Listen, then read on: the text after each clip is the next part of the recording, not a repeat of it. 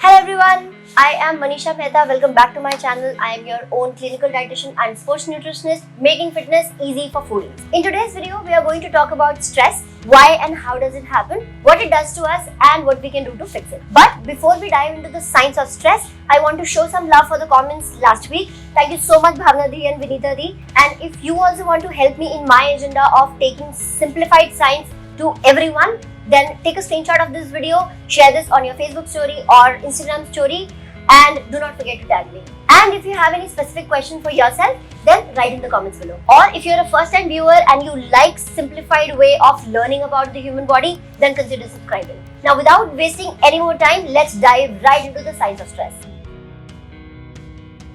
Before we talk anything about stress, let's see what the dictionary says about stress. Great worry caused by a difficult situation or something that causes this condition. But here in this video, we are going to go many levels deeper into it. Our body exists only in two modes. One, rest and digest. Second, flight and fight. Now, rest and digest is when we are eating, when we are happy, when we are relaxed. Flight and fight is whenever there is a threat, there is an emergency, and anything which triggers our flight and fight response in our body can be considered as stress. Now let's see where it comes from. Let's go a little back. No, little more. No, little more. No, little more. Yes, here. Our planet, our Earth, started existing 1500 million years ago. One single cell, which is same as the cells that we have today, that's called the eukaryotic cell, existed 1500 million years ago. And we, human beings, just like we see ourselves today, we started existing only 3 million years ago. If I give you a scale for this, if Earth started existing 30 hours from right now, then human beings came 1 minute ago. Why I am telling you this? Because if we see the scale of the change, we are very new, which means that the process of evolution, which takes millions and millions of years to create one small change, would be almost null and void for us. So we are very similar to the early man which was moving around on Earth 3 million years ago. Now how does it make sense to us? Let's look at his schedule for a bit. He would wake up whenever the light will come out, which means the sunlight. Then he would pee and poop. Then he would search something to eat, and then he would eat, maybe probably if he has a girlfriend or a wife, if there was a concept of that, then he would reproduce, and then he'll go to sleep. Now what if that early man is not able to perform any of these actions because of any reason? He can be in an unsafe zone where he cannot go out and find food, or the food is just not available. He is in a place where nothing favorable grows, or there's an animal running behind him. For these kind of emergencies, the brain developed a defense mechanism. The defense mechanism was that whenever the emergency situation arises, what will the body do then? Because the major agenda was to survive, as Darwin also said, survival of the fittest. Now what these emergency situations do in our body is what is called stress. Now whatever I'm going to discuss with you is taken from the book Principles of Biochemistry, written by Albert L. Leninger. And it's a 1100 page book. If you want, I can give you the PDF, you can study. But till the time I'm there to simplify it for you, who cares? Let's see what all is counted as stress. Anxiety, fear, pain, hemorrhage, infections, low blood glucose and starvation. Yes, starvation, low calorie diets, anything which doesn't let you eat. Anyway, moving on. We'll come to that later. Now what all these triggers do is that they create a hormone change in our body. There are three major hormones which are released: cortisol, epinephrine and norepinephrine. The agenda of all these hormones is to create massive spurt of energy in the body so that either you can run away from the problem or you can have the energy to deal with the problem. As the name suggests, flight and fight. Now whenever there is a trigger, then a cascade mechanism flows from brain to the organ. Cascade mechanism means that it can go backwards also. So this mechanism basically goes from brain to the organ, which in turn prepares the body for whatever response is meant. In this case, flight and fight. Now, as I said, the agenda is to provide as much as energy possible in as little time as possible. So these hormones will actually tap on the energy reservoirs of the body. Remember in 5th class and in 10th class, we read the digestive system. So the unit of energy was told to be glucose, right? So in this fight and flight situation, the agenda is to create as much glucose as possible. Now where all is the glucose stored? Liver, muscle and fat. Ironically, that's the series also in which the glucose is tapped. So fat comes last. In liver, glucose is stored in the form of glycogen. In muscle, glucose again is stored in the form of glycogen. And in fat, it is stored in the form of triglycerides.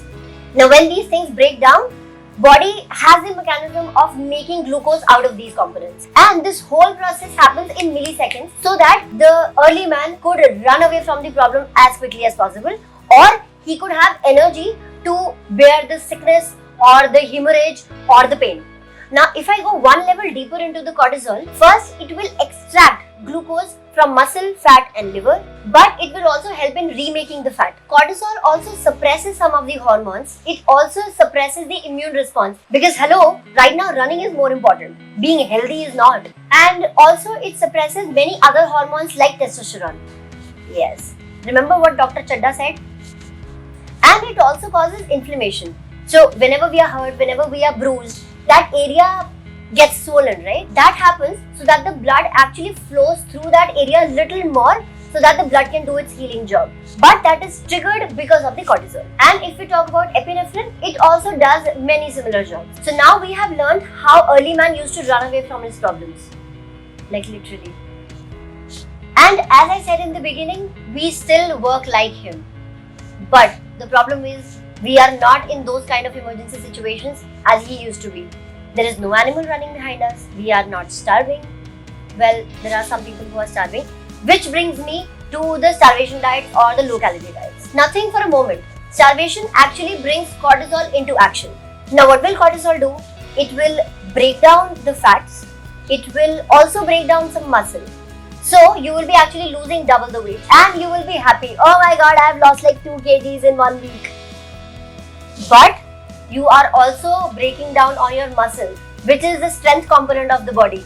And also when muscle breaks down, then there is a lot of protein also which breaks down. So when you are starving, your body is actually thinking that you are not getting food to eat. That's why it is creating energy for you. But in that process, it will actually break down the energy and nutrition reservoirs of the body.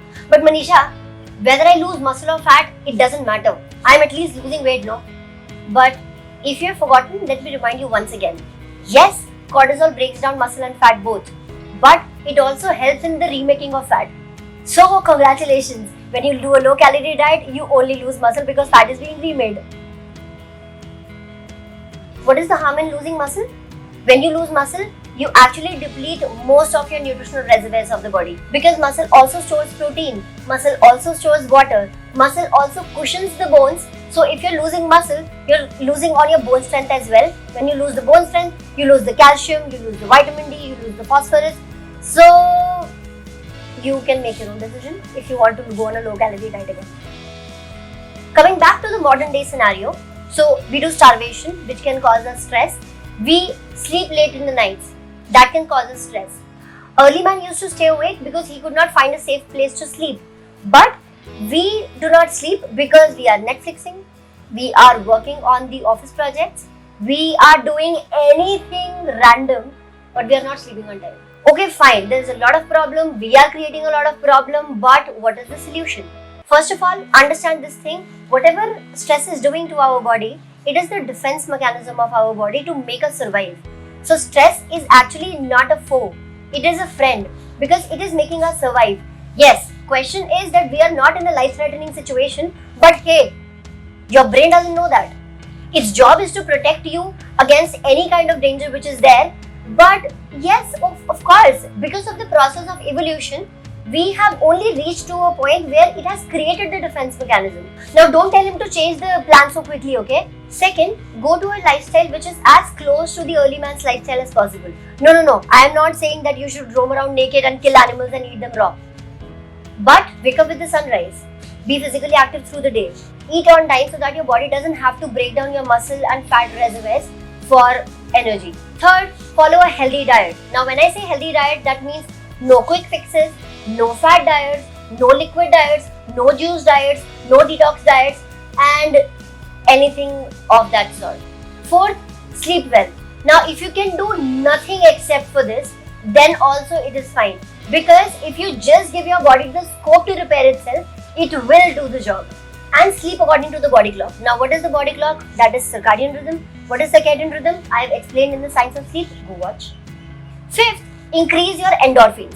Now, just the way I have explained you the stress hormones, there is a set of happy hormones as well, which actually counterbalance the stress hormones like dopamine, serotonin, oxytocin. So, what we can do to increase them? First of all, do all these 4 points. Second, when you have a diet which is all balanced, then there are some chemical components which are actually the raw material for these endorphins, which will be used by the body to make the happy hormone. And happy hormones can also be increased by the things you feel. So if you're feeling loved, dopamine levels rise. If you're feeling very, very cherished and happy, then serotonin rises. And when females actually give birth, their oxytocin levels also rise. So go hug someone and increase the dopamine. Feel really, really happy about something. You can increase your serotonin. And play with a kid. You will be able to increase your oxytocin.